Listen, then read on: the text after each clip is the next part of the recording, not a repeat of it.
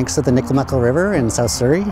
We are here for World Wetlands Day, and it is to look at the impact of wetlands in the region, and also for the City of Surrey to help us plan a new riverside park system along the Nicomekl. The event featured several walking tours of the future park sites.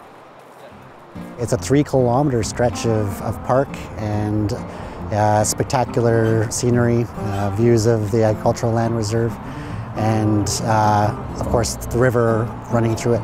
The 34-kilometer-long river flows west from Langley and empties into Boundary Bay. It has been identified as a key biodiversity corridor in Surrey. We've managed to acquire key properties along it that will preserve that connectivity. This park system actually can potentially enhance that. One such location was a former golf driving range between King George Boulevard and Highway 99. As a diked lowland area, it was a place to talk about climate change adaptation. This will be a new kind of man-created or restored wetland.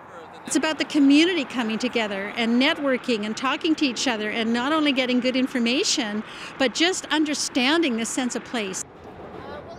On the tour stop west of the Nicomekl Bridge, the conversations were about river access for salmon and water quality. Maybe have certain viewpoints or boardwalks that are fenced and protected. Very interesting tour. This is all going to be part of a park, and they're going to have walking trails. They got some great ideas, but things move very slowly. The nearby historic Elgin Hall was where everyone gathered before the tours began to learn about the park sites and the vital importance of Pacific wetlands on migrating birds. What's the definition? Here's the simplest definition of wetlands. Lands that are wet, right? So we're lucky to be living right here where there's hundreds of thousands of waterfowl, shorebirds, and so on that are using this area. Over 100 people enjoyed the global concepts and saw the local sites. The city's biodiversity conservation strategy is really unique across Canada, I would say, because it's so detailed in the land that we need to acquire, the key species that we need to protect, and what their requirements are of the system.